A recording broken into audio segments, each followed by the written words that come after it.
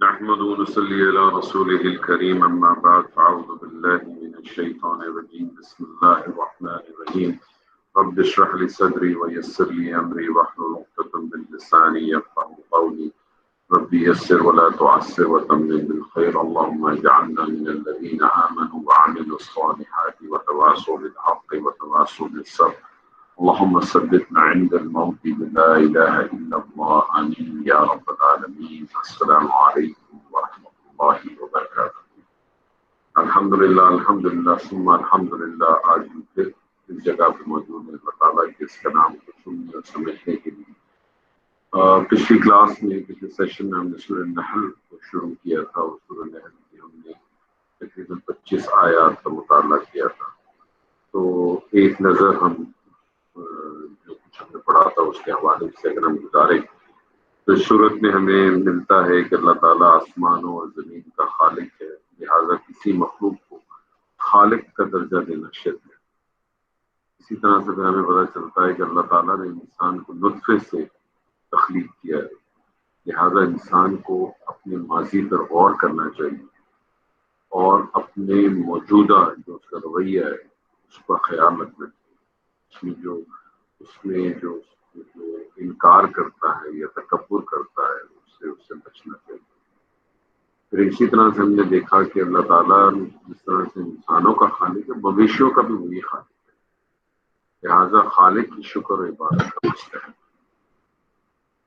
اللہ تعالیٰ نے زینت و سواری کے لیے گھوڑوں کو اور خچروں کو اور گدھوں کو تخلیق کیا ہے۔ اللہ تعالیٰ مستقبل میں بھی ایسی چیزیں تخلیق کرتا رہے گا جنہیں ہم جانتے ہیں۔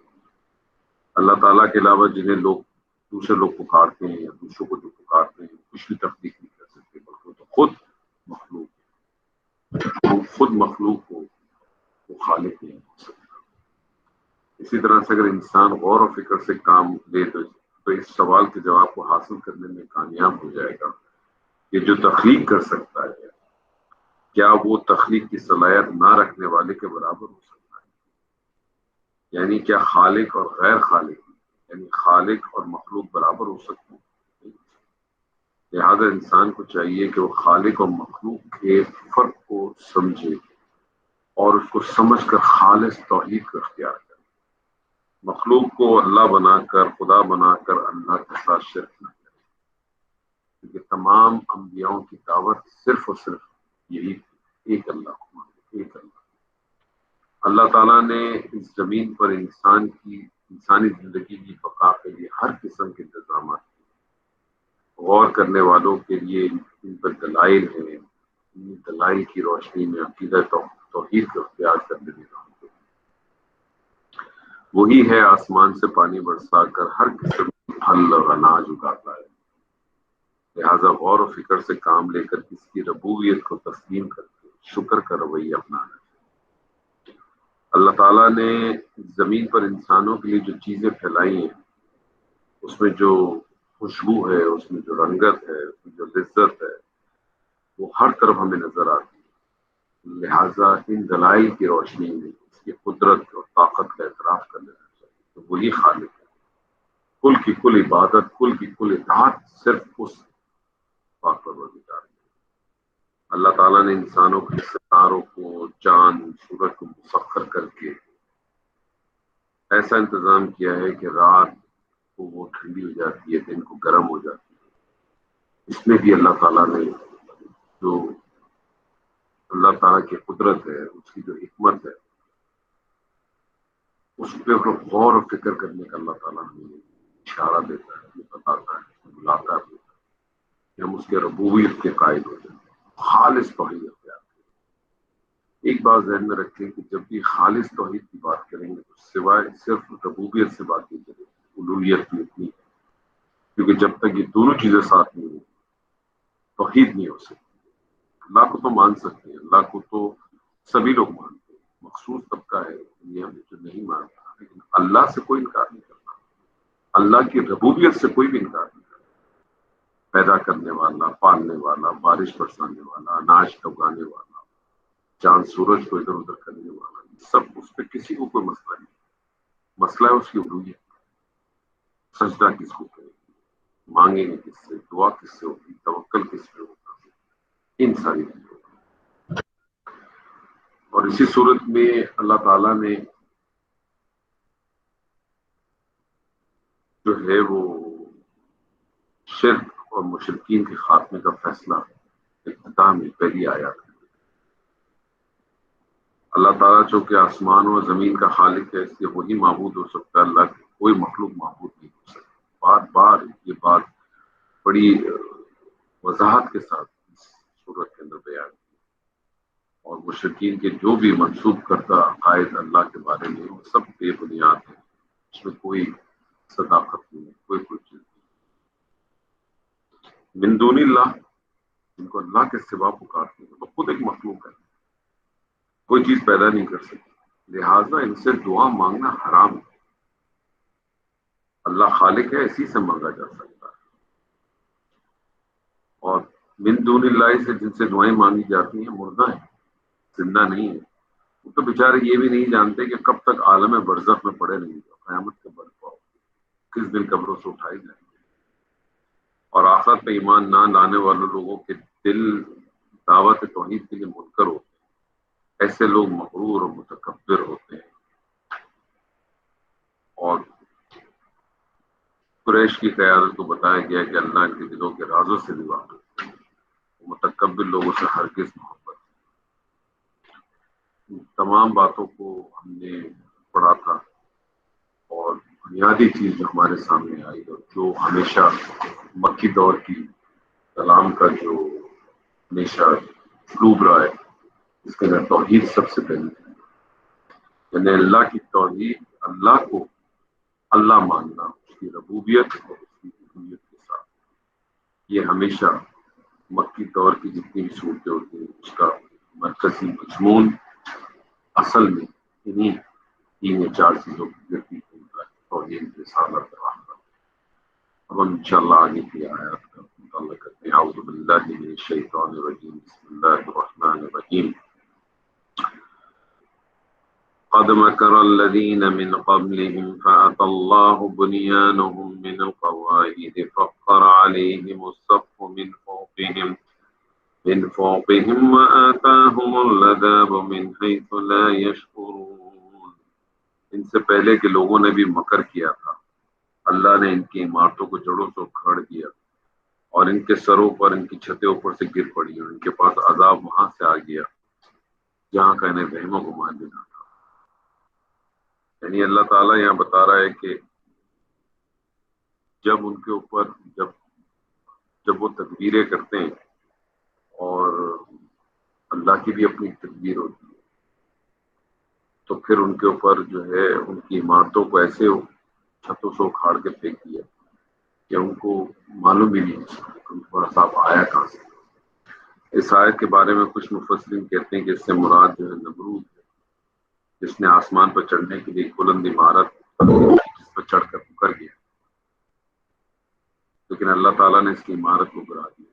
بعض مفسرین کے خیال میں ایک تمثیل ہے، جس سے بتانا یہ مقصود ہے کہ اللہ کے ساتھ کفر اور شرک کرنے والوں کے عمل اس طرح سے برباد ہوں گے جس طرح کسی مکان کی بنیادیں ختم ہو جاتی ہیں اور وہ بالکل چھت سمیت جو ہے گر پڑتا ہے۔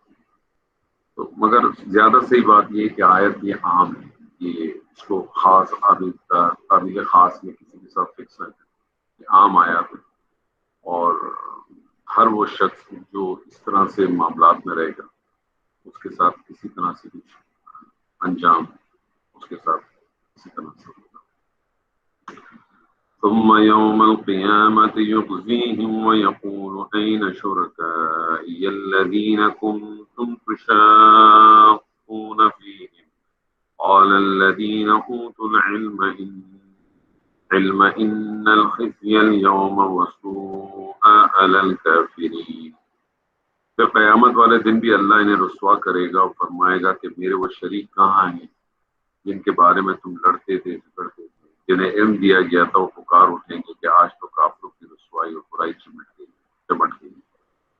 یعنی یہ تو وہ عذاب ہے جو دنیا میں ان پر آئے، اور قیامت والے دن اللہ تعالیٰ انہیں اسی طرح سے ذلیل اور رسوا کرے گا، پوچھے گا کہاں ہے وہ تمہارے شریک جن کے بارے میں تم کہتے تھے کہ ہمیں بچا لیں گے، کہاں ہیں، لے کے آؤ۔ اور اللہ تو قرآن مجید میں بھی کہتا ہے قل ہاتوا برہانکم ان کنتم صادقین، لے آؤ اگر تمہارے پاس کوئی دلیل ہے، اگر ہو تم سچے۔ اور جب اللہ تعالیٰ یہ کہتا ہے نا ان کنتم صادقین، یہ بڑا چیلنجنگ ہے، یعنی اللہ تعالیٰ اس طرح سے کہتا ہے ان کنتم صادقین کہ ہے وہ تمہارے پاس کچھ بھی، لیکن لے آؤ پھر بھی اگر تمہیں اتنا زوم ہے تو لے آؤ جو تمہارے پاس ہے، ہم دیکھ لیں گے۔ الذين تتوفاهم الملائكة ظالمي أنفسهم فألقوا السلم ما كنا نعمل من سوء بلى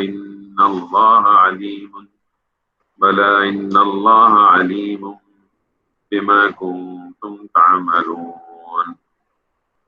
وہ جو اپنی جانوں پر ظلم کرتے ہیں، فرشتے جب ان کی جان قبض کرنے لگتے ہیں تو وہ جھک جاتے ہیں کہ ہم برائی نہیں کرتے تھے، کیوں نہیں، اللہ خوب جاننے والا ہے جو کچھ بھی کرتے تھے۔ یعنی یہ جو مشرک ظالم کی موت کے وقت کیفیت بیان کی جا رہی ہے کہ جب فرشتے ان کی روحیں قبض کرتے ہیں تو وہ پھر اصلاح کی بات ڈالتے ہیں، صلح کی بات ڈالنے کی کوشش کرتے ہیں، یعنی سماعت اور سمینا واتانا جو بنیادی طور پہ ان کو کرنی چاہیے، اس کے لیے وہ بات کرتے ہیں کہ ہم تو برائی نہیں کرتے تھے، جس طرح سے میدان حشر میں اللہ کے روبرو قسمیں کھائیں گے، جھوٹی قسمیں کھائیں گے اور کہیں گے کہ اللہ کی قسم مشرک نہیں تھے، جس طرح سے اللہ تعالیٰ نے ایک دوسرے مقام پہ فرمایا کہ جس دن اللہ تعالیٰ سب کو اٹھا کر جمع کرے گا تو اللہ کے سامنے بھی اسی طرح سے جھوٹی قسمیں کھائیں گے جس طرح تمہارے سامنے کھاتے ہیں، اسی طرح سے کھائیں گے۔ یہ جو انسان یہ سارے کام کرتا کب ہے؟ جب اس کے اندر کبر آ جاتا ہے۔ تو تکبر جو ہے نا، یہ سب سے بڑا جرم ہے۔ ایک آدمی طاقت دولت میں دوسرے کے مقابلے میں جب خود کو زیادہ پاتا ہے تو پھر اس کے دل میں یہ ساری چیزیں آ جاتی ہیں، اور پھر دنیا کے اندر جو ہے نا اس قسم کے کام کرتا چلا جاتا ہے، اسے پھر اندازہ نہیں ہوتا کہ وہ کس ڈگر پہ نکل جاتا ہے۔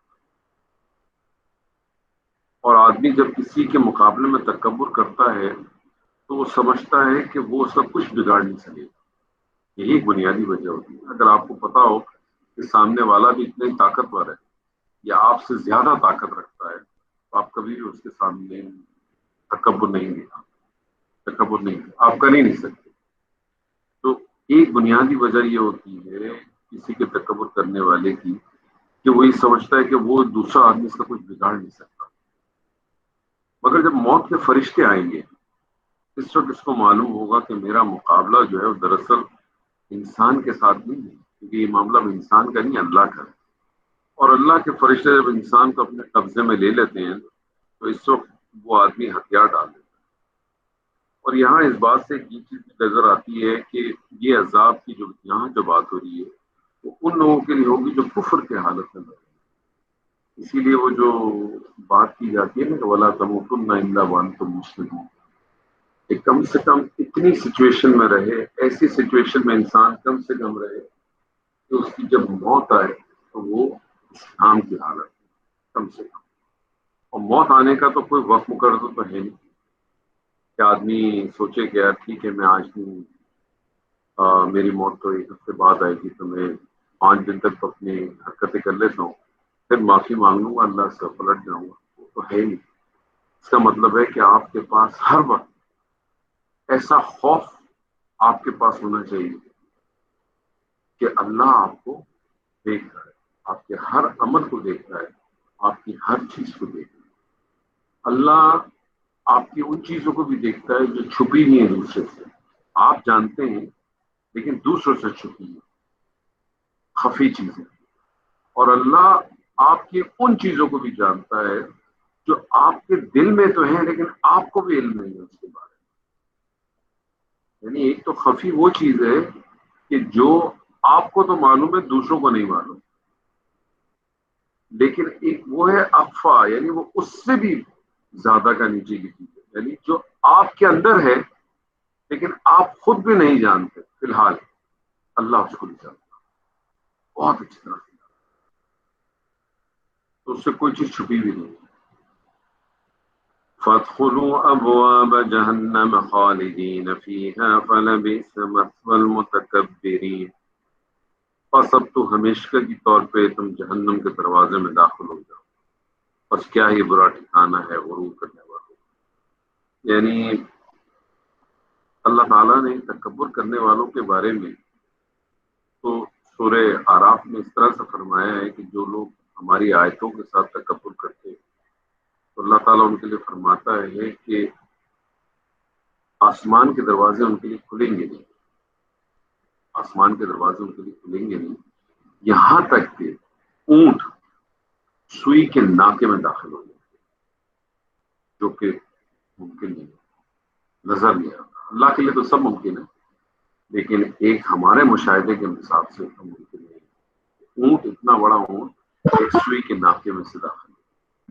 اور اسی بات کو سیدنا عیسیٰ کے اپنے ایک وعظ میں انہوں نے اس طرح سے کہا ہے کہ اونٹ تو سوئی کے ناکے میں داخل ہو سکے گا، لیکن تکبر کرنے والا کے لیے دروازے کبھی نہیں کھلے۔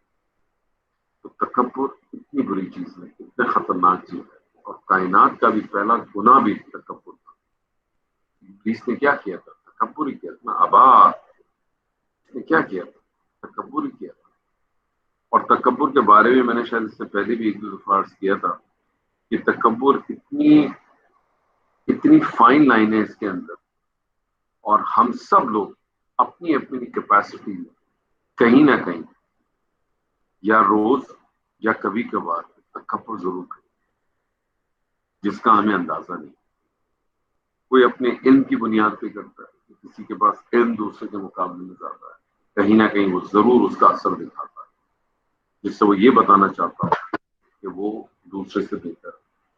تکبر ہے یہی نا، جب آپ کسی کو اپنے سے بہتر سمجھنے لگتے ہو، آپ میں ایک اندر آپ کے فخر جاگ جاتا ہے۔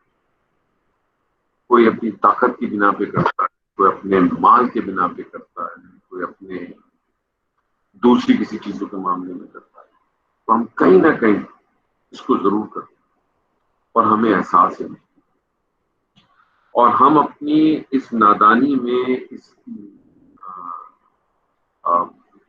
جانتے بوجھتے نہیں، انجانے میں ہم یہ ساری چیزیں کر رہے ہیں، اور ہم سمجھتے ہیں کہ ہم بہت اچھے کام کرتے ہیں، کیونکہ ہمیں اس کا اندازہ ہی نہیں، کیونکہ ہم اندازہ اس لیے نہیں ہے کہ ہم کبھی ان چیزوں کو محسوس ہی نہیں کر پاتے، ہم محسوس نہیں کر پاتے۔ تو پھر ایسا نہ ہو کہ وہ جو سورہ کہف کے اندر جو آیت ہے کہ سمجھتے تو یہی رہیں گے وہ کہ بڑے اچھے کام کیے، بڑی نیکیاں کی ہیں، بڑے اچھے کام کیے، لیکن قیامت کے دن ان کے پاس تو وزن نہیں ہوگا۔ وہ دنیا میں سمجھتے رہیں گے کہ انہوں نے بہت اچھی کام کیے تھے، بہت اچھے طریقے سے چیزوں کو کیا، لیکن ان کے پاس تو کوئی وزن نہیں ہوگا۔ تو اس سے ہم سب کو بچنا چاہیے، اس کا خیال رکھنا چاہیے۔ وقيل للذين اتقوا ماذا أنزل ربكم قالوا خيرا للذين أحسنوا في هذه الدنيا حسنة وللدار الآخرة خير ولنعم دار المتقين۔ اور پرہیزگاروں سے پوچھا جاتا ہے کہ تمہارے پروردگار نے کیا نازل فرمایا، تو وہ جواب دیتے ہیں کہ اچھے سے اچھا، جن لوگوں نے بھلائی کی ان کے لیے اس دنیا میں بھلائی ہے، اور یقیناً آخرت کا گھر تو بہت ہی بہتر ہے، اور کیا ہی خوب پرہیزگاروں بڑھتا ہے۔ اور یہ دیکھیں قرآن مجید کا بڑا خوبصورت اسلوب ہے، ہمیشہ آپ دیکھیں کہ جب بھی اللہ تعالیٰ دوزخ کی بات کرتا ہے، کافروں کی بات کرتا ہے، تو پھر متقین کی بات بھی کرتا ہے، پھر جنت کی بات بھی کرتا ہے، تو دونوں چیزوں کو ساتھ لے کے چلتا ہے۔ تو اس میں دل کو چھوٹا نہیں کرنا چاہیے۔ اللہ تعالیٰ صرف ڈراتا نہیں ہے، صرف خبردار نہیں کرتا، اللہ تعالیٰ جو ہے ساتھ ساتھ خوشخبریاں بھی دیتا ہے، کیونکہ رسولوں کا جو اصل کام تھا انذار اور ارشاد، دونوں خبردار کر دو اور خوشخبری دے دو، دونوں چیزیں ساتھ ساتھ چلتی ہیں ہمیشہ۔ جنات عدن يدخلونها تجري من تحتها الأنهار لهم فيها ما يشاءون كذلك يجزي الله المتقين۔ ہمیشگی والے باغات جہاں ہو جائیں گے جن کے نیچے نہریں بہ رہی ہیں، جو کچھ یہ طلب کریں گے وہاں ان کے لیے موجود ہوگا۔ پرہیزگاروں کو اللہ اس طرح بتلاتا فرما، یعنی بتا دیا جو اللہ سے کے ساتھ اللہ کا خوف اپنے دل میں رکھتے ہوئے اپنے آپ کو لے کے چلتا ہے اس کے بارے میں، اور ایک وہ جو تکبر کرتا ہے، ان دونوں کا فرق ہوتا ہے۔ آپ دیکھیں قرآن مجید میں بار بار بار بار بار بار تقویٰ تقویٰ تقویٰ تقویٰ تقویٰ، اور تقوی کے اوپر سے آپ دیکھیں کہ تقویٰ کے معنی ڈرنا بھی لیتے ہیں، اصل معنی تقویٰ ہے بچنا، بچنا، ڈرنا کہہ لیں، بچنا کہہ لیں۔ تو کس چیز سے ڈرنا، کس چیز سے بچنا؟ یہ جو خوف ہے، یہ خوف کس چیز کا ہے؟ یہ خوف اس چیز کا ہے کہ اللہ مجھ سے ناراض نہ ہو جائے، اللہ کی شفقت مجھ سے نہ چھوٹے، اللہ کی رحمت مجھ سے نہ چھوٹے۔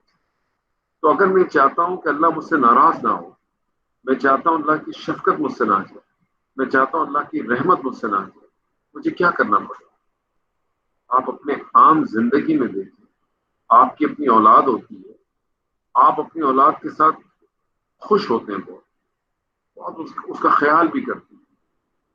کیوں کرتے ہیں؟ کیونکہ اولاد آپ کی تابعداری کر رہی ہوتی ہے، اولاد آپ کی اطاعت کر رہی ہوتی ہے، اولاد کی کوشش ہوتی ہے کہ وہ آپ کے سامنے یا آپ کے ساتھ کوئی ایسا رویہ نہ رکھے جس سے آپ کو تکلیف پہنچے، جس سے آپ کو دکھ ہو، یا جو فیصلے آپ نے کیے ہوں اس کے خلاف آپ نہ کھڑے، تبھی آپ کرتے ہیں۔ تو وہ تو اللہ ہے، لیکن اللہ کی رحمت ایسی ہے، اتنا رحمان ہے، وہ اتنا رحمان ہے کہ جب آپ اس کی نافرمانی بھی کرتے ہیں تو جو کچھ اس نے آپ کے لیے طے کر لیا ہے اس میں سے نکالتا نہیں ہے۔ لیکن عام زندگی میں ہم یہ رویہ نہیں رکھتے۔ آپ نے ایک چیز طے کر لی کہ یار میں نے اس سال اپنے اس اولاد کو یا اس اسٹاف کو میں نے یہ فلانی چیز دے دی، میں دوں گا اس سال حج کی چھٹیوں کے بعد دوں گا، یہ طے کر لیا آپ نے 7 یا آج سے 3 مہینے پہلے۔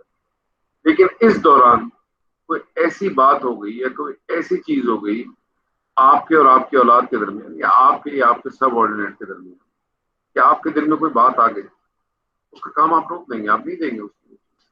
اللہ یہ معاملہ نہیں کرے گا، وہ اتنا رحمان ہے، لیکن آپ کو اللہ نہیں ملے گا۔ یہ ایک بہت بڑا فرق ہے، کیونکہ جو کچھ اس نے لکھ دیا ہے، چاہے لوگ اس کو مانیں یا نہ مانیں، چاہے اس کو لوگ سجدہ کریں یا نہ کریں، وہ اس کو مل ہی جاتا ہے، وہ اس کو مل ہی جاتا ہے، وہ اس کی رحمانیت ہے۔ لیکن اللہ نہیں ملے گا آپ کو کبھی، اللہ نہیں مل سکتا، کیونکہ اللہ اگر آپ چاہتے ہیں، میں اور آپ چاہتے ہیں کہ ہمیں اللہ ملے، تو ہمارے لیے پہلی پرائرٹی اللہ ہونی چاہیے، پھر وہ اللہ ملے گا تو یہ جنت میں ملے گی۔ یہ جو بار بار جنت کی بات اور نہروں کی بات اور باغات کی بات اور یہ الرٹ اب نہیں ملے گی، آپ یہ ہمیں اور آپ کو ایسے نہیں ملے۔ اس کے لیے ہمیں اللہ کو پانا ہوگا، اس کے لیے ہمیں کوشش کرنی پڑے گی، بھرپور کوشش کرنی پڑے گی۔ اور پورا قرآن اس بات کا گواہ ہے کہ اللہ نے رزلٹ کبھی نہیں مانگا آپ سے، اللہ نے آپ سے کوشش مانگی، آپ کی کوشش مانگے گا، اور آپ کی کوشش پہ ہی آپ کو اجر دے گا۔ آپ کو جو بدلہ دے گا قیامت کے روز، جو بھی بدلہ دے گا وہ آپ کو آپ کی کوشش پہ دے گا، آپ کے رزلٹ پہ نہیں دے گا۔ کیونکہ میں نے اس سے پہلے بھی کہا تھا کہ رزلٹ پہ بدلہ دے گا تو پھر تو سیدنا نوح کے ساتھ کیا ہوگا؟ 950 سال انہوں نے تبلیغ کی۔ تو مجھے اور آپ کو جو بھی کچھ ملنا ہے وہ ہماری کوششوں پہ ملنا ہے، اس کوششوں کا خیال رکھیں۔ الذين تتوفاهم الملائكة طيبين يقولون سلام عليكم ادخلوا الجنة بما كنتم تعملون۔ وہ جن کی جانیں فرشتے اس حال میں قبض کرتے ہیں کہ وہ پاک صاف ہوں، کہتے ہیں تمہارے لیے سلامتی ہی سلامتی، جاؤ جنت میں اپنے اعمال کے بدلے جو تم کرتے ہو۔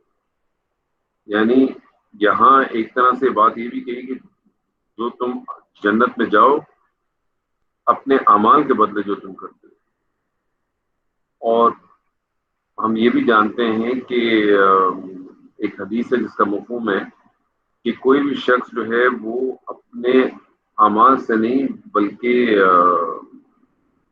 جنت میں اس کا داخلہ ہوگا اس اللہ کے فضل سے. تو یہ بھی یاد رکھیں کہ آپ کا عمل صالح کرنا بھی یہ اللہ کی فضل اور اللہ کی رحمت کی بنیاد پر. آپ یہ اللہ کی رحمت ہے آپ کے اوپر، اللہ کا فضل ہے کہ آپ نیک و صالح اعمال بھی کریں، ورنہ آپ وہ بھی نہیں کر سکتے. آپ کے اپنی چاہ بھی ہو تو بھی نہیں کر پائیں. وہ بھی آپ اللہ ہی کے اس پہ، وہ بھی اسی سے ریلیٹ ہے. اور جس طرح سے وہ نبی صلی اللہ علیہ وسلم کی وہ جو حدیث ہے جس میں آپ نے فرمایا ہے کہ اللہ تمہاری صورتوں اور مالوں کو نہیں دے بلکہ وہ تمہارے دلوں اور تمہارے عملوں کو دے. تو اصل جو چیز ہے وہ یہی چیز ہے کہ اللہ جو ہے وہ دیکھ یہ رہا ہے کہ تمہاری کوشش کتنی ہے. اگر تمہاری کوشش ہوگی تو پھر اسی بنا پہ تم کو اس کا اجر ملے گا. هل ينظرون إلا أن تأتيهم الملائكة أو يأتي أمر ربك كذلك فعل الذين من قبلهم وما ظلمهم الله ولكن كانوا أنفسهم يظلمون. کیا یہ اس بات کا انتظار کر رہے ہیں کہ ان کے پاس فرشتے آ جائیں یا تیرے رب کا حکم آ جائے؟ ایسا ہی ان لوگوں نے بھی کیا جو ان سے پہلے تھے. ان پر اللہ نے کوئی ظلم نہیں کیا بلکہ وہ خود اپنی جانوں پر ظلم کرتا ہے. یعنی یہ بات بھی اللہ بار بار کہتا ہے کہ اللہ کسی پہ ظلم نہیں کرتا. لوگ اپنی جانوں پر اپنے آپ پر خود ظلم کرتے ہیں. اور ظلم کس طرح سے کرتے ہیں؟ جب وہ اللہ کی بنائے ہوئے اصول پر اللہ کی اس کے اوپر نہیں جاتے تو وہ ظلم کرتے ہیں. اللہ کی بات انسان کے سامنے اولاً دلائل کے ذریعے بیان کی جاتی ہے. یہ دعوتی مرحلہ ہوتا ہے. اگر وہ دلائل کے ذریعے نہ مانے تو پھر وہ وقت آ جاتا ہے کہ جبکہ انفرادی مدت یا اجتماعی قیامت کی صورت میں اسے لوگوں کے سامنے کھول دیا جائے. آدمی کے سامنے اگر اللہ کی بات دلائل کے ذریعے آئے اور اس کو نظر انداز کر دے تو گویا وہ اس دوسرے مرحلے کا انتظار کر رہا ہے کہ جب اللہ اور اس کے فرشتے آئیں. یعنی ہمارے پاس دعوتیں آتی ہیں، ہمارے پاس دعوت جو ہے وہ اس قرآن کے ذریعے، مطلب اللہ کے رسول کی دعوت آج ہمارے سامنے اس قرآن کے ذریعے موجود ہے. یہ ہدایت کی پوری کتاب ہمارے سامنے. ہم اس کو ٹوٹل اگنور کرتے ہیں. ہم اس کا خیال ہی نہیں کرتے، اسے دیکھتے ہی نہیں. آج میں نے ایک بڑا اچھا ایک میسج دیکھا تھا، کسی نے بھیجا تھا کہ ایک پکچر بنی ہوئی تھی، قرآن کی پکچر تھی، اور اس کے اوپر لکھا ہوا تھا کہ یو ہیو 6234 unread messages. آپ کی لوگوں کے پاس میسیجز آتے ہیں واٹس ایپ پہ. اتنے لوگ ایسے ہوتے ہیں کہ جو میسیج سارے نہیں پڑھتے، ایک دن نہیں پڑھتے دوسرے دن پڑھ لیتے. اور یہ میسج 6300 آیات کے قریب کچھ آیا، یہ ہمیں روز بلاتے ہیں، ہم نہیں پڑھتے. آج جن لوگوں نے عشاء کی نماز پڑھنے گئے ہوں گے، ہو سکتا ہے شاید اکثر کو تو یہ بھی یاد نہ ہو کہ آج کون سی سورت پڑھی گئی، یہ بھی شاید یاد نہیں. یا ہو سکتا ہے اکثر کو یہ بھی نہ پتا ہو کہ آج جو سورت پڑھی گئی ہے وہ سورت تھی کون سی. تو اس کے معنی اور اس کے الفاظ اور اس کی چیزیں تو بہت دور کی بات. کبھی کوشش کرتے ہیں آپ اس کو لوگ کہ جب عشاء پڑھنے جاتے ہیں آپ یا فجر پڑھنے جاتے ہیں آپ، جو بھی وہ نماز جس میں جہری نماز پڑھی جاتی ہے، کبھی ایسا ہوتا ہے کہ آپ کو پتہ چل جاتا ہے کہ آج آپ کون سی سورت پڑھی گئی یا یہ سورت جو پڑھی گئی تھی وہ کس جگہ سے پڑھی گئی؟ اور اگر نہیں ہوتا تو کبھی کوشش کی آپ نے؟ ظاہر ہے آپ حافظ القرآن نہیں ہیں اگر آپ میں سے کوئی، تو اس کے لیے تو مشکل ہے. تو کوشش کی اس امام سے ہی پوچھنے کہ آج آپ نے کیا پڑھایا. اس سے نہیں پوچھ سکتے تو آپ کی مسجد میں جس جگہ پہ آپ نماز پڑھنے جاتے ہیں وہاں کسی جس سے آپ سمجھتے ہیں کہ میں اس سے پوچھ سکتا ہوں اور یہ مجھے بتا سکتا، اسی سے پوچھ کہ آج جو یہ مغرب کی نماز میں جو سورت پڑھائی گئی تھی، عشاء کی نماز میں جو پڑھائی گئی، یہ جو فجر کی نماز میں پڑھائی گئی، یہ کون سی سورت تھی، یہ کون سی آیات. پھر گھر آ کے ان آیات کو ایک آدھ دفعہ دیکھ. ہو سکتا ہے آج سے جو آیات آج پڑھی گئی ہیں، ہو سکتا ہے یہ آیات جو ہیں آج سے ایک ہفتے بعد 10 دن بعد پھر آیات پڑھی. اب جب اگلی دفعہ جب وہ آیات پڑھی جائیں گی تو کیا ہوگا؟ آپ کو وہ آیات سمجھ میں یاد آ جائیں گی کہ یہ آیات پڑھی گئی تھی اس طرح سے تھی، اور پھر میں نے اس میں جا کے ترجمہ دیکھا تھا، اس کی تفسیر دیکھی تھی. تو آپ کے ذہن میں وہ چیزیں آئیں گی، اور آپ امام بھی پڑھ رہا ہو اور آپ کے ذہن میں بھی کچھ خیال آ رہا ہو تو آپ کے اندر آپ کو وہ کچھ اثر دے گا. لیکن جب آپ کو یہ ہمیں پتہ ہی نہیں چلتا کہ امام پڑھ کیا ہے، نہ ہمیں وہ صورت پتہ ہوتی ہے، نہ ہمیں اس کا معنی پتہ ہوتا ہے، نہ ہمیں یہ پتہ ہوتا ہے کہ یہ کہاں سے پڑھی جائے. تو اب وہ پڑھی جائے، اگر مثال کے طور پہ یہ ممکن ہے نا، یہ عین ممکن ہے، آپ مجھے بتائیں. اور یہ ہوتا ہے کہ بعض دفعہ آپ کسی جگہ پر نماز پڑھنے گئے ہیں، ضروری نہیں ہے کہ جو پیچھے مقتدی کھڑے ہوں اور امام نے کوئی ایک ایسی صورت پڑھی ہے یا کوئی ایسی بیچ کی آیات پڑھی ہے جو ہو سکتا ہے جو پیچھے مقتدی ہیں ان میں سے کسی کو یاد نہ ہو.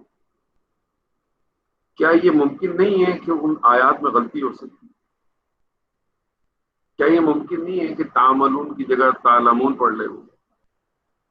کیا یہ ممکن نہیں ہے کہ مستکبرین کی جگہ متکبرین پڑھ لے؟ ساری چیزیں ممکن ہے نا. آپ مجھے بتائیں آپ کیسے لوگ خاموش کھڑے رہیں گے؟ کتنی بدقسمتی ہے ہماری.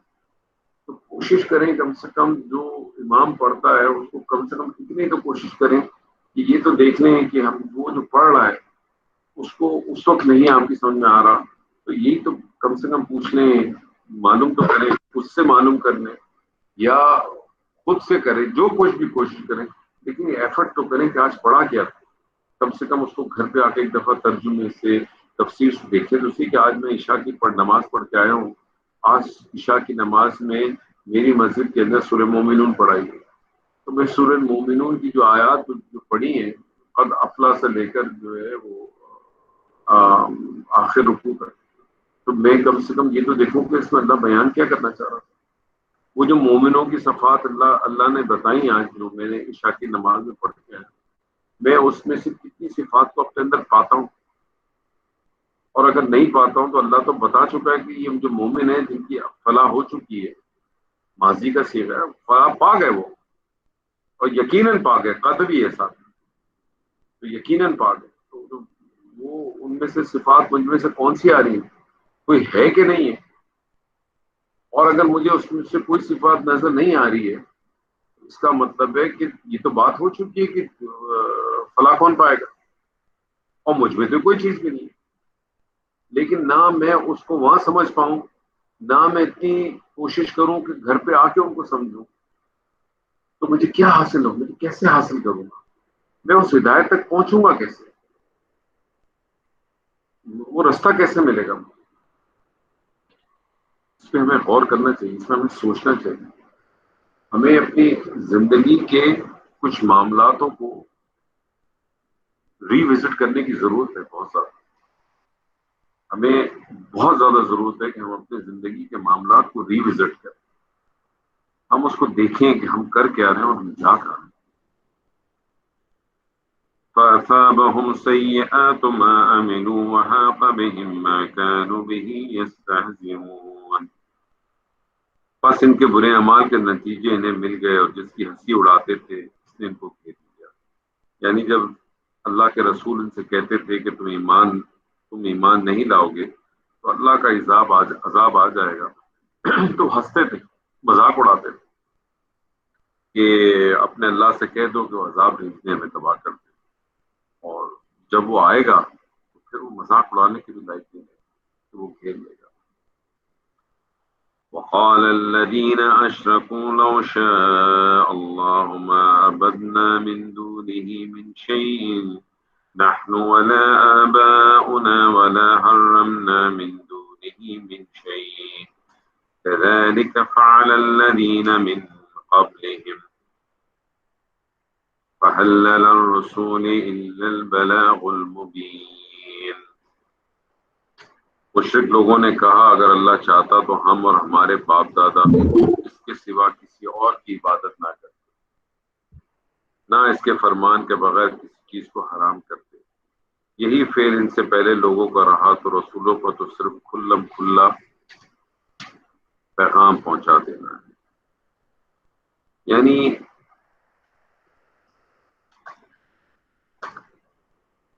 اس آیات میں اللہ تعالیٰ نے چاہے اس دور کے مشرکین ہوں یا آج کے دور کے منکرین ہوں،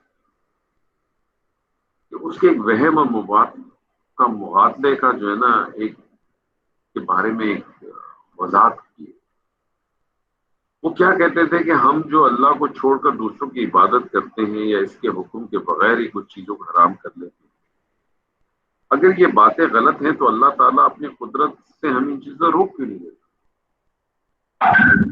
وہ اگر چاہے تو ہم ان کاموں کو کر ہی نہیں سکتے. اگر وہ نہیں روکتا تو اس کا مطلب یہ ہے کہ ہم جو کچھ کر رہے ہیں وہ اس کی رضا کے مطابق. اللہ تعالیٰ نے اس رسولوں کو کام صرف پہنچا دینا کہہ کے فرمایا ہے. مطلب یہ کہ تمہارے گمان صحیح نہیں ہے کہ اللہ تعالیٰ نے تمہیں اس سے روکا نہیں. اللہ تعالیٰ نے نہ تمہیں ان مشرکانہ امور سے بڑی سختی سے روکا ہے، بلکہ اس نے ہر قوم میں رسول بھیجا ہے اور کتابیں نازل فرمائی، اور ہر نبی نے آ کر سب سے پہلے اپنی قوم کو شرک ہی سے بچانے کی کوشش کی اور توحید کی دعوت دی.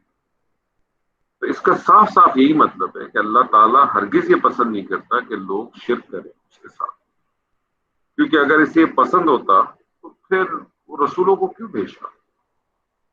پھر یہ جو ایک تصور ہے ہمارے یہاں، بہت سارے لوگوں کا ہو سکتا ہے کسی زمانے میں شاید ہمارا بھی ہو، کہ جب سب کچھ اللہ کی مرضی سے ہوتا ہے، جب سب کچھ اسی کی مرضی سے، تو اس کا مطلب ہے میرا اپنا تو کچھ ان پٹ ہے ہی نہیں، میں تو کچھ بھی نہیں کر رہا.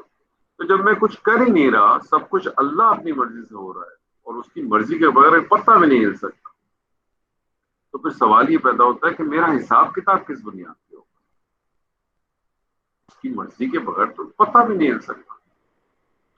تو دیکھیں اللہ تعالیٰ نے انسان کو جو جو ایک بنیادی فرق ہے وہ یہ کہ اللہ تعالیٰ نے انسان کو اختیار دیا، اور وہ اختیار اللہ تعالیٰ نے دیا ہے کہ وہ چاہے تو شکر کرے اور چاہے تو کفر کرے. یہ اللہ تعالیٰ نے اسے اختیار دیا اور اس کے اندر ودیت بھی کر دی ہے، خیر بھی ودیت کر دی اور شر بھی ودیت کر دی. اس کے اندر نا انصافی اور انصاف دونوں کی چیزیں اس کے اندر موجود ہیں. وہ اس بات سے بہت اچھی طرح سے واقف ہے.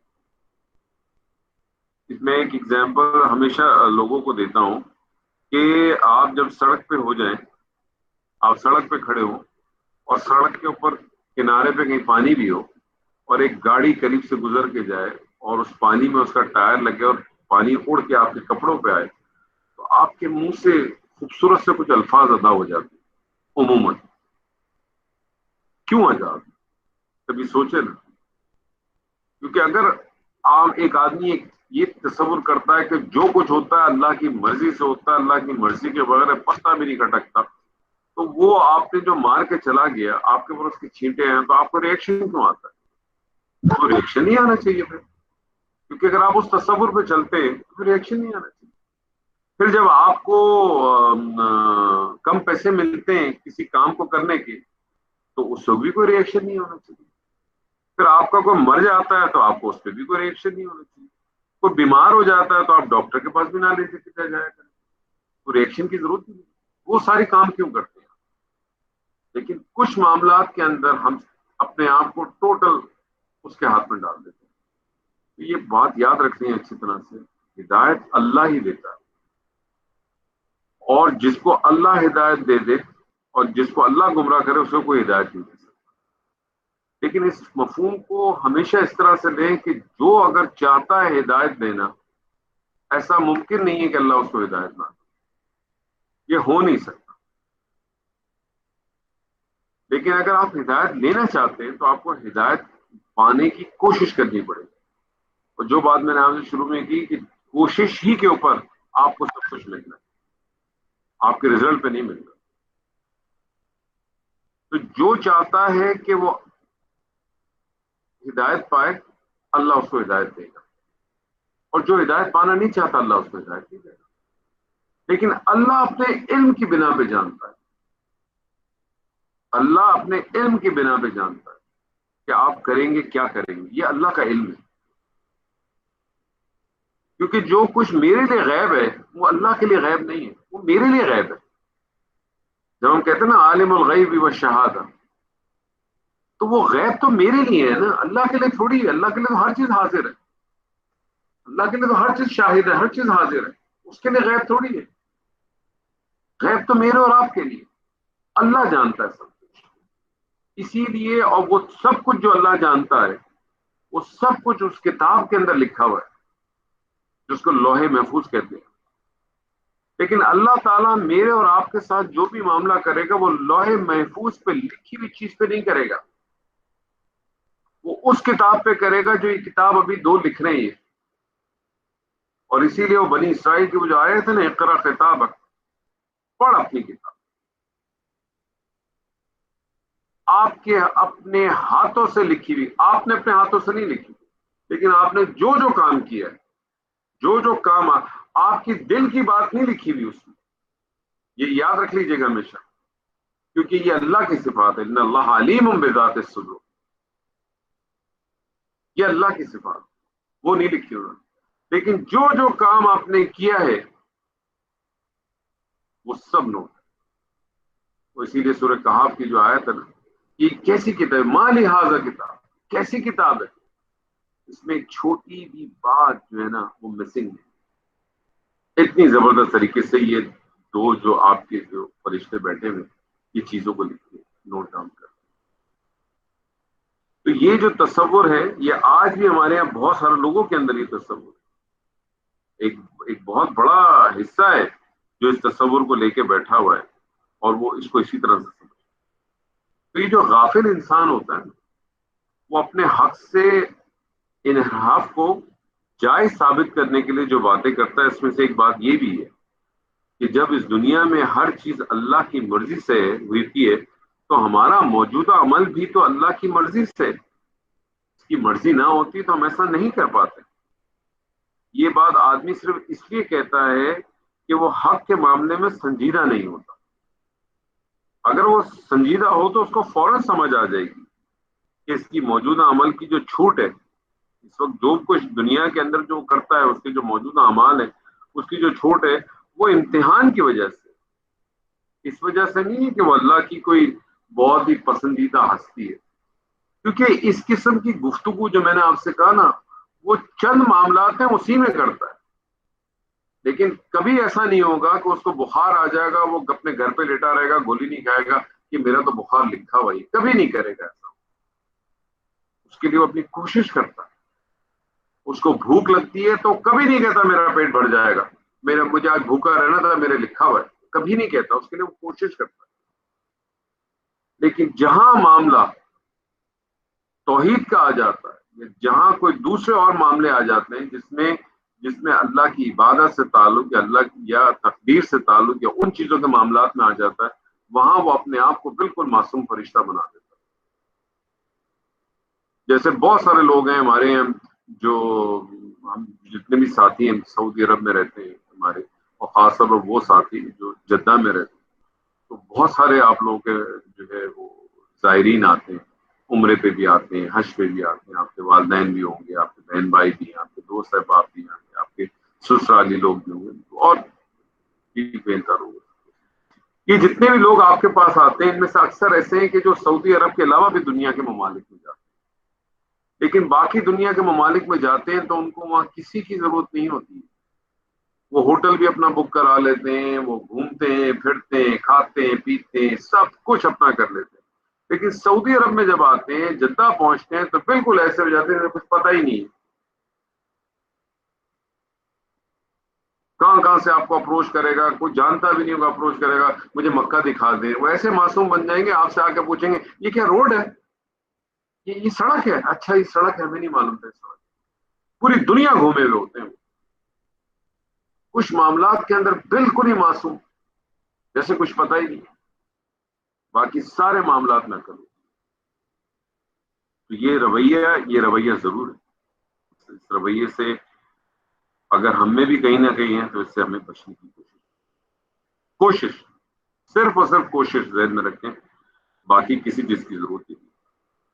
وَلَقَدْ بَعَثْنَا فِي كُلِّ أُمَّةٍ رَسُولًا أَنِ اعْبُدُوا اللَّهَ وَاجْتَنِبُوا الطَّاغُوتَ فَمِنْهُمْ مَنْ هَدَى اللَّهُ وَمِنْهُمْ مَنْ حَقَّتْ عَلَيْهِ الضَّلَالَةُ فَسِيرُوا فِي الْأَرْضِ فَانظُرُوا كَيْفَ كَانَ عَاقِبَةُ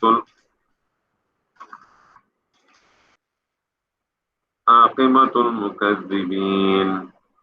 ہم نے ہر امت میں رسول کو بھیجا، صرف اللہ کی عبادت کرو، اس کے سوا تمام معبودوں سے بچو۔ بس بعض لوگوں کو اللہ نے ہدایت دی اور بعد پہ گمراہی ثابت ہو۔ بس تم خود زمین پر چل پھر کر دیکھ لو کہ جھٹلانے والوں کا انجام کیسا ہو۔ اس کے اندر ایک لفظ ہے طاغوت۔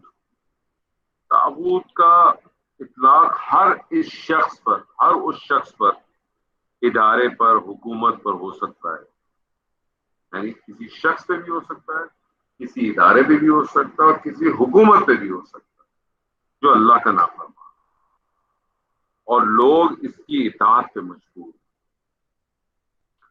ایسا شخص، ادارہ، حکومت اللہ کا باغی ہوتا ہے اور اپنے زیر اثر لوگوں کو اپنی بات منوانا چاہتا ہے، اور یہ ہی کام شیطان کا ہوتا ہے، یہی اصل کام ہے۔ یعنی ہر وہ چیز جو اللہ کے اگینسٹ میں آ کے کھڑی ہو جائے وہ طاغوت۔ اگر انسان اللہ کے احکام کی پرواہ نہ کرتے ہوئے اپنی ہی نفس کی اتباع کرنے لگ جائے، اپنی ہی نفس کی، شیطان کی تو بات چھوڑ دیں، تو وہ بھی طاغوت ہے، وہ بھی طاغوت ہے اگر وہ اپنی اس پہ کرے۔ اللہ تعالیٰ نے جو اپنے پیغمبر بھیجے، انہوں نے جس چیز کی ہمیں ہدایت کی ہے، دعوت دی ہے، تلقین دی ہے، وہ یہی ہے نا کہ عبادت کا حق صرف اور صرف ایک اللہ کا، اس کے علاوہ نہیں۔ شیطان عبادت سے انسان کو پھیرنے کی کوشش کرتا ہے، اس لیے آدمی کو چاہیے کہ وہ شیطان کی جو ترغیبات ہے اس سے بچے، ورنہ وہ انسان کو جھوٹے معبودوں کی پرستش کے اوپر ڈال دیتا، اور بہت کامیاب ہے وہ اس میں، بہت پرفیکٹ ہے وہ۔ ایک بات یاد رکھ لیجیے گا، شیطان جو ہے نا، ابلیس، وہ بہت پرفیکٹ ہے، اس کا ایکسپیرینس بہت بڑا ہے، بہت بڑا ایکسپیرینس ہے۔ ہمیں نہیں معلوم وہ کب پیدا ہوا تھا، ہمیں تو نہیں معلوم۔ میں نے آپ کو اس سے پہلے بھی عرض کیا تھا کہ اگر آپ سیرت الانبیاء کی اگر آپ مطالعہ کریں تو آپ جو ہے وہ 8-10 ہزار سے اوپر جا ہی نہیں سکیں گے، 8-10 ہزار، 11 ہزار، 12 ہزار، اس سے اوپر آپ نہیں جا سکتے۔ اور یہ آپ کو سلسلہ ملتا ہے نوح علیہ السلام سے، تو آدم علیہ السلام اور اس سے پہلے وہ تو ساری باتیں تب کی تھی۔ کتنا پرانا آدمی ہے وہ، آدمی تو نہ کہ جن ہے، کتنا پرانا ہے، کتنا ایکسپیرینس ہوگا اس کا، بتائیے آپ۔ یہاں آپ لوگوں کو نوکریاں چاہیے ہوتی ہیں، جاب چاہیے ہوتی ہے، وہ 5 سال کا ایکسپیرینس مانگتا ہے، وہ 8 سال کا مانگتا ہے، وہ 10 سال کا مانگتا ہے، اور پھر کچھ لوگوں کو فخر ہوتا ہے میرا 30 سال کا ایکسپیرینس ہے، میرا 40 سال کا ایکسپیرینس ہے، میرا 50 سال کا ایکسپیرینس۔ سر نہیں ہو سکتا نا سر، کسی آدمی کا اگر 50 سال کا ایکسپیرینس ہوگا تو اس کی عمر بھی ہوگی نا 70-75 سال۔ اب 75-70 سال کے آدمی کے کیا ریفلیکسز ہوں گے، کیا اس کی میموری ہوگی، کیا اس کی شارپنس ہوگی۔ شاد و نادر کو ایک آدھ نکل آئے گا، 500 آدمیوں میں، 1000 آدمی میں ایک آدمی جس کی شارپنس بھی ایسی ہو جیسے 40 سال کے بدلے کی ہوتی ہے، میموری بھی ایسی ہوتی، تو کیا ہوگا 50 سال کے ایکسپیرینس کی کیا ویلیو رہی؟ جس کے پاس 50 سال کا ایکسپیرینس ہے اس کے اگر دیکھا جائے تو 75-70-75 سال تو عمر ہوگی نا۔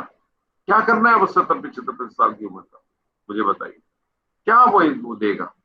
نہ اس کے وہ ریفلیکسز ہوں گے، نہ اس کی کوئی میموری ہوگی، نہ اس میں کوئی شارپنس ہوگی۔ ہو سکتا ہے اس کو کچھ 2 بیماریاں لگ گئی ہوں، تو ہو سکتا ہے کوئی دوائیاں بھی کھاتا ہو، تو اس کی زبان بھی شاید لڑکھڑاتی ہے، اس کے ہاتھ بھی تھوڑے شاید کانپتے۔ کیا ہوگی مجھے 50 سال، کیا ہے 50 سال؟ تو اس کا ایکسپیرینس تو دیکھیں۔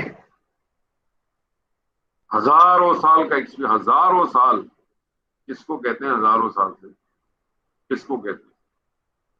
ہزاروں سال نبی صلی اللہ علیہ وسلم سے لے کر آج تک کا ہمارا اپنا دور دیکھیں اٹھا کے تو کتنے سال ہوئے سر؟ 1450 سال ہی ہوئے، زیادہ تو نہیں ہوئے، بتائیں 1450 سال میں لگتا ہے پتہ نہیں کتنا ٹائم گزر گیا ہوگا۔ اور اس دوران اگر آپ چیزوں کو پڑھتے چلے جائیں اور پیچھے جائیں تو آپ کو نظر آئے گا کیا کیا ہو چکا ہے۔ اب اس سے پیچھے چلتے چلے جائیں، پھر نبی صلی اللہ علیہ وسلم اور سیدنا عیسیٰ کے درمیان میں 400-600 سال کا تو وقفہ ہے،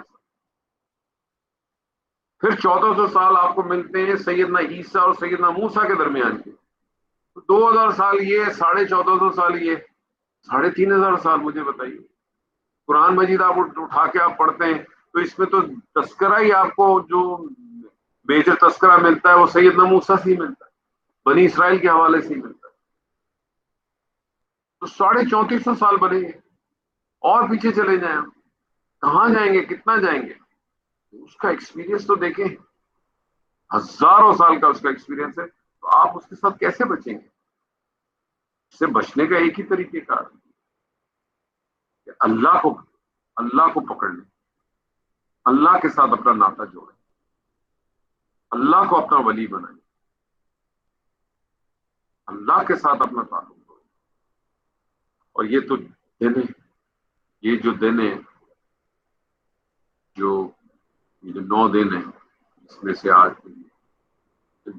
دن جو آپ کے شروع ہوتے ہیں تو بڑے قیمتی دن، جس طرح سے رمضان کی راتیں، آخری 10 راتیں رمضان کی بڑی قیمتی ہیں، یہ دن بڑے قیمتی ہیں، راتیں بھی ہوں گی اس کی قیمتی، لیکن ان کے دنوں کی بڑی افضلیت ہے۔ تعلق بنائیں اللہ سے، خوبصورت موقع ہے، کوشش کریں، تذکیر کریں جتنی کر سکیں، جتنا ذکر کر سکتے ہیں، تکبیر چلتے پھرتے پڑھیں،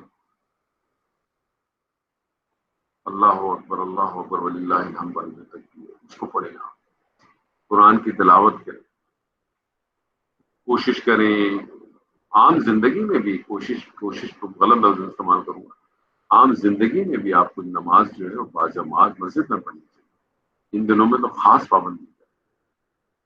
کوشش کریں ان دنوں میں ممکن ہو سکے تو تہجد پڑھ لیں، وہ کہ آج کل فجر جلدی ہوتی ہے، لیکن ٹھیک ہے لگا لیں 3:45 کا آج الارم، کیا مسئلہ ہے، کوئی پرابلم نہیں ہوگی، فجر پڑھ کے سو جائیے گا 5، 5، 10، 5:15، لیکن کوشش کریں تہجد کی مل جائے۔ ممکن ہو سکے تو روزے رکھیں، نہیں رکھ سکتے، سارے روزے نہیں رکھ سکتے تو کم از کم 9 تاریخ کا روزہ ضرور رکھیں۔ بڑے دن میں قرآن پڑھیں، اللہ سے اپنا تعلق جوڑیں، اللہ کے ساتھ تعلق جڑے گا تو ہی اس سے پیچھے چھوٹے گا، اللہ کے ساتھ تعلق نہیں جڑے گا اس سے پیچھا نہیں چھوٹ سکتا۔ اور یہ آپ کو اتنی خوبصورتی سے گھیرتا ہے، اتنی خوبصورتی سے وہ آپ کو آ کے مارے گا کہ اب میں اور آپ سوچ بھی نہیں سکتے، ہم اس کے قریب سے بھی نہیں گزر سکتے، وہ اتنا ایکسپیرینس آتا ہے، وہ آپ کو اتنی خوبصورت طریقے سے چیزوں کو مزین کر دیتا ہے، اتنی خوبصورت طریقے سے ہم اس سے بچ نہیں سکتے۔ ان تحرز على هداهم فإن الله لا يهدي من يضل وما لهم من ناصرين۔ وہ آپ ان کی ہدایت کے خوش خواہش مند رہے ہیں، لیکن اللہ اسے ہدایت نہیں دیتا جسے گمراہ کرتے ہو، نہ ان کا کوئی مددگار ہوتا۔ یعنی وہی والی بات ہے، یعنی ہم اس آیت کا مفہوم غلط طریقے سے میں سمجھتا ہوں، سکتا ہے میں غلط ہوں، لیکن میں ہمیشہ جب بھی اس قسم کی آیات آتی اور جس طرح سے جو سورہ آل عمران کی جو آیت ہے کہ اللہ جسے چاہتا ہے عزت دیتا ہے اور اللہ جسے چاہتا ہے عزت دیتا ہے، میں ہمیشہ اس کا مفہوم اسی طرح سے دیتا ہوں، جو چاہتا ہے عزت پانا اسے اللہ عزت دے گا، اور جو چاہتا ہے ذلیل ہونا اسے اللہ ذلیل دے گا، کیونکہ اللہ نے عزت حاصل کرنے کے جو راستے ہیں وہ اللہ نے بتا دیے، اور ذلت اور رسوا ہونے کے جو راستے ہیں وہ بھی اللہ نے بتا دیے، یعنی راستے اللہ نے بتا دیے، چوز آپ ذلت والے راستے کیسے کریں اور پھر آپ لوگوں سے کہہ رہے اللہ جسے چاہتا ہے عزت دیتا ہے، نہیں، یہ کون سا فلسفہ ہے؟ اللہ نے آپ کو بتایا کہ ہدایت کیسے ملے گی، ہدایت میں آنے کے کام کون سے، اہدنا الصراط المستقیم، اہدنا الصراط المستقیم، اہدنا الصراط المستقیم، آج جس شخص نے 5 نمازیں ادا کی اس نے کم از کم 17 دفعہ یہ پڑھا. ہدایت بھی آپ اس سے مانگتے ہیں. اب جب ہدایت مانگتے ہیں تو وہ آپ سے کہتا ہے ہدایت کے لیے یہ چیز کرو، وہ آپ کرتے نہیں. یعنی یہ بالکل وہی والی بات ہے کہ جو ہے وہ ہم اپنے کسی چیز کی ڈیمانڈ کرتے رہیں اور ہم کہیں مجھے بھوک لگ رہی ہے، مجھے بھوک لگ رہی ہے، مجھے بھوک لگ رہی ہے، لیکن نہ پلیٹ پہ کھانا ڈالیں نہ ہاتھ بڑھا کے میں کھانا کھاؤں. میں کہوں مجھے بھوک، میری بھوک بھی ختم ہو رہی ہے. کیسے بھوک ختم ہوگی آپ کی؟ تو آپ کم سے کم آج کے دن 17 دفعہ مانگیے آپ نے. اور یہ کیسے ممکن ہے؟ آپ اللہ سے کوئی چیز مانگو اور نہ دے اللہ. وَإِذَا سَأَلَكَ عِبَادِي عَنِّي فَإِنِّي قَرِيبٌ أُجِيبُ دَعْوَةَ الدَّاعِ إِذَا دَعَانِ. میرے بندے پوچھے میرے سے، اس کو بتا دینا میں بہت قریب ہوں. ساری جڑیں کاٹنی اللہ نے وسیلے کی کہ مجھے کسی کے تھرو کسی کے جانے کی ضرورت. آپ کو کسی جگہ جانے کے لیے مجھے اگر 2nd فلور پہ 3rd فلور پہ یا 5th فلور پہ جانا ہے تو اس کے لیے مجھے ایک وسیلہ چاہیے نا. وہ وسیلہ مجھے چاہیے، سیڑھی چاہیے، لفٹ چاہیے. میں ڈائریکٹ 5ویں فلور پہ تو نہیں جا سکتا. لیکن اللہ تو میری شہر سے قریب ہے. اللہ تو میری شہر سے بھی قریب ہے، تو مجھے کسی کے پاس جانے کی ضرورت کیوں ہے؟ میں اس کے پاس جا سکتا ہوں. تو ہدایت ملے گی، اس کے لیے آگے بڑھنا پڑے. آگے بڑھیں گے تو ہدایت مل جائے گی، آگے نہیں بڑھیں گے تو نہیں ہوگی. اللہ کا قانون اٹل ہے. اللہ کی طرف سے لوگوں تک حق کی دعوت پہنچانے کا پورا بندوبست کیا جاتا ہے. ان پر ہدایت بھی جو ہے نا واضح کر دی جاتی ہے اور بار بار انہیں موقع دیا جاتا ہے کہ وہ سیدھے راستے پہ آ جائے. لیکن اگر کوئی شخص حق کو واضح طور پر پہچان لینے کے بعد بھی ہر بار اسے رد کر دے تو پھر اسے ہدایت کی توفیق نہیں. ایسا نہیں ہوتا کہ اللہ ایک ہی دفعہ میں بندے نے غلطی کو رندہ پکڑ لیتا. سیدنا عمر سے خاتون نے ایک عورت نے کہا اس کا بچے کو جو ہے نا وہ چوری کرتے ہوئے پکڑ لیا تھا. تو اس نے کہا سیدنا عمر سے کہ عمر اس کو معاف کر دو، پہلی دفعہ کی ہے. تو سیدنا عمر نے کہا پہلی دفعہ میں تو اللہ بھی نہیں پکڑتا، پہلی دفعہ میں تو اللہ بھی نہیں پکڑتا. پھر وہ اس کی ہدایت جو ہے نا اسے سلب کر دی جاتی.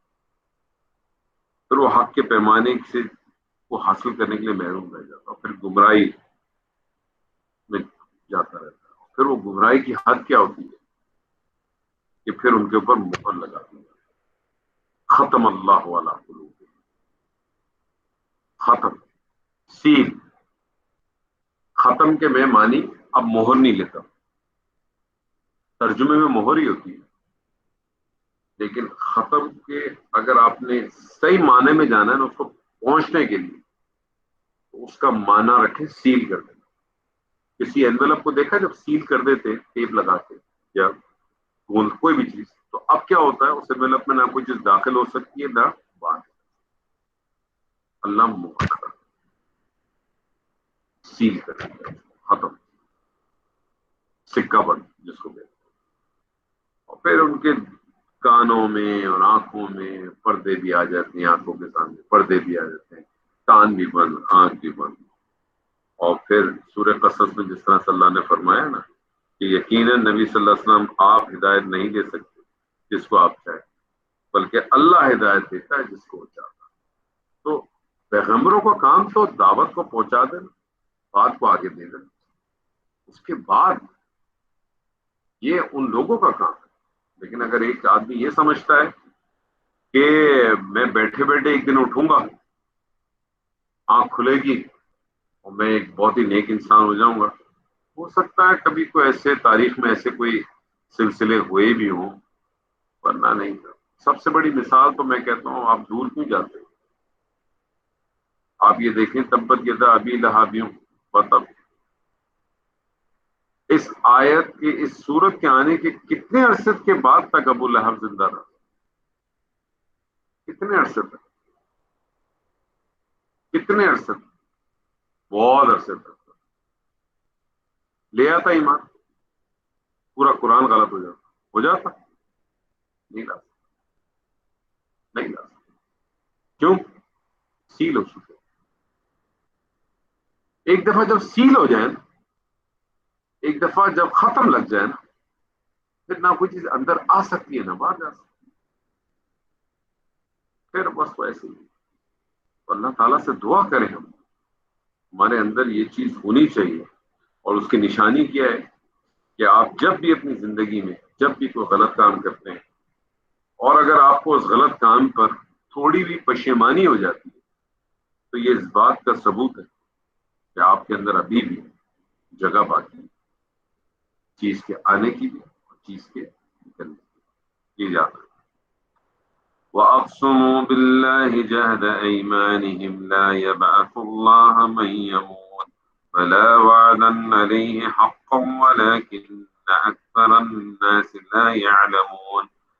وہ لوگ بہت بڑی سخت سخت قسمیں کھا کھا کر کہتے ہیں کہ مردوں کو اللہ زندہ نہیں کرے گا۔ کیوں نہیں، ضرور زندہ کرے گا، یہ تو اس کا برحق لازمی وعدہ ہے، لیکن اکثر لوگ نہیں جانتے۔ یعنی کیونکہ مٹی میں مل جانے کے بعد ان کا دوبارہ جی اٹھنا مشکل اور ناممکن نظر آتا ہے، لیکن یہ تو حق ہے۔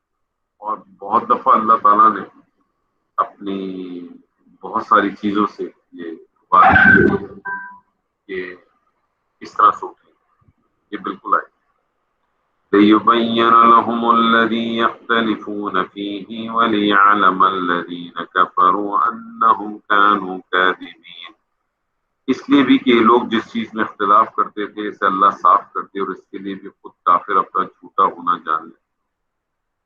یعنی اللہ تعالیٰ جو ہے وہ اس دن جو قیامت کی جو حکمت ہوگی کہ اس دن اللہ تعالیٰ ان چیزوں میں فیصلہ فرمائے گا جن میں لوگ دنیا میں اختلاف کرتے تھے۔ اور اختلاف کیا تھا؟ اہل حق اور اہل تقویٰ کو اچھی جزا، اور اہل کفر و فسوق کو برے اعمالوں کی سزا ملے گی۔ اور اس دن بھی یہ بالکل واضح ہو جائے گا۔ اللہ تعالیٰ نے یہ بھی کہہ دیا کہ جن معاملات کے اندر تم بہت زیادہ اپنے آپ کو جگڑتے ہو نا، تو اس کا فیصلہ بھی اس دن ہو جائے گا، وہ بھی جان لیں گے۔ انما قولنا لشيء اذا اردناه ان نقول له كن فيكون۔ ہم جب کسی چیز کا ارادہ کرتے ہیں تو صرف ہمارے یہ کہہ دینا ہوتا ہے کہ ہو جا، بس وہ ہو جائے۔ یعنی لوگوں کے نزدیک قیامت کا ہونا کتنا مشکل یا ناممکن ہو، مگر اللہ کے لیے نزدیک کوئی مشکل نہیں۔ اسے زمین و آسمان کو ختم کرنے کے لیے مزدوروں، انجینئروں، مستریوں، بہت سارے آلات کی ضرورت ہے۔ اس کو تو صرف کن کہنا ہے، ہو جا، فیکون، پلک جھپکتے ہیں کن، اس نے کہا فیکون، فوراً کی فوراً، دیر دیر ہو گئی۔ اور قیامت کا معاملہ پلک جھپکنے میں یا اس سے بھی کم مدت وقت میں واقع ہوتا ہے۔ اور نبی صلی اللہ علیہ وسلم کی وہ جو حدیث ہے، آپ نے کیا فرمایا؟ جس کی موت ہو گئی اس کی تو قیامت کھڑی ہوگی۔ تو اس قیامت کا تو ہم انتظار کرتے رہیں گے جب کبھی بھی آئے گی، جب بھی آ جائے، اور بالکل قریب، کبھی بھی آ سکتی، قریب ہے، بالکل کھڑی ہے۔ لیکن جس کی موت آ گئی اس کی تو قیامت کھڑی ہے۔ والذین هاجروا فی اللہ من بعد ما ظلموا لنبوئنهم فی الدنیا حسنا ولأجر الآخرة اکبر لو كانوا يعلمون۔ جن لوگوں نے ظلم برداشت کرنے کے بعد اللہ کی راہ میں ترک وطن کیا، ہم انہیں بہتر سے بہتر ٹھکانہ دنیا میں عطا فرمائے، اور آخرت کا ثواب تو بہت ہی بڑا ہے۔ کاش کے لوگ اس سے واقف ہوتے۔ ہجرت کا مطلب یہ ہے کہ اللہ کے دین کے لیے، اللہ کی رضا کے خاطر اپنے وطن، اپنے رشتے دار، دوست احباب چھوڑ کر ایسے علاقے میں چلے جانا جہاں آسانی سے اللہ کے دین پر عمل ہو سکے۔ تو اس آیات میں انہی مہاجرین کی فضیلت بیان فرمائی ہے۔ اور یہ آیت بھی عام ہے، یہ اس کو آیت تعبیر خاص کے ساتھ نہ رکھیں، یہ بھی عام ہے۔ اور یہ ہر وقت، ہر دور میں، ہر جگہ کے اوپر جو ہے نا ایز اٹ از فٹ آئی۔ اور وہ لوگ بھی جو اپنے کاروبار چھوڑ کے، گھر بار چھوڑ کے ہجرت کی، ان سب کو جو ہے نا تھوڑا اس کے ساتھ ملے گا. بلکہ سید عمر کے حوالے سے آتا ہے کہ جب مہاجرین و انصار کے وظیفے مقرر کیے تو ہر مہاجر کو وظیفہ دیتے ہوئے فرماتے تھے سید عمر یہ وہ ہے جس کا اللہ نے تجھ سے دنیا میں وعدہ کیا، یعنی جب جو بھی اس کا وظیفہ دیا تھا، اور آخرت میں تیرے لیے ذخیرہ جو ہے، مطلب یہ تو دنیا میں ہے، اور آخرت میں جو تیرے پاس جو ملے گا وہ اس سے بھی بڑا. ابن عربی کا نام شاید آپ لوگوں نے عربی کا آپ نے نام سنا ہوگا، اس کو کچھ پتہ نہیں کیا شیخ الکبیر بھی کہتے ہیں، کیا کہتے ہیں. میں نے ان کے ایک جگہ پہ پڑھا تھا، وہ فرماتے ہیں کہ وطن سے نکلنا اور زمین میں سفر کرنا کبھی تو کسی چیز سے بھاگنے کے لیے ہوتا ہے اور کبھی بچنے کے لیے ہوتا ہے. یعنی جب آپ وطن سے نکلتے ہیں یا زمین میں سفر کرتے ہیں تو یا تو وہ کسی چیز سے بھاگنے کے لیے ہوتا ہے یا بچنے کے لیے بھی ہوتا ہے، اور کبھی کبھی کسی چیز کی طلب اور جستجو کے لیے. یعنی جب آپ اپنے وطن سے نکلتے ہیں تو یا تو وہ بھاگنے کے لیے نکلتے ہیں یا بچنے کے لیے نکلتے ہیں، یا کبھی کسی چیز کی طلب اور جستجو کے لیے. تو اگر آپ بھاگنے کے لیے یا بچنے کے لیے اگر نکلتے ہیں تو اس کو بنیادی طور پر ہجرت کہتے ہیں. ابن عربی کا میں آپ کو کوٹ کہہ رہا ہوں، مجھے اچھا لگا اس لیے میں آپ کے ساتھ شیئر کرنا چاہتا ہوں. تو دو چیزیں انہوں نے کی، جب آپ زمین سے نکلتے ہیں، وطن سے نکلتے ہیں، تو یا تو اس کے پیچھے مقصد بھاگنا ہوتا ہے کسی چیز سے یا کسی چیز سے بچنا ہوتا ہے، اور کبھی کبھی کسی چیز کی طلب یا جستجو کی وجہ سے آپ یہ کام کرتے ہیں، اپنے وطن سے نکلتے ہیں، اپنے باہر نکلتے ہیں. جو پہلی والی جو چیز ہے بھاگنے کے لیے بچنے کے لیے ہوتا ہے، اس کو وہ خاص کرتے ہیں کہ وہ ہجرت ہے. اور اس ہجرت کی انہوں نے 6 اقسام بیان فرمائے. یعنی پہلی اقسام تو یہ کہ دارالکفر سے دارالاسلام کی طرف نکالنا. اس کا مطلب ہے کہ ایسی معاشرے میں ایسی جگہ پہ موجود ہے جہاں آپ کا رہ کے اپنے دین کے اوپر قائم رہنا آسان نہ ہو، اس میں مشکلات. دوسری اقسام ہے کہ دارالبدعت سے نکل جانا.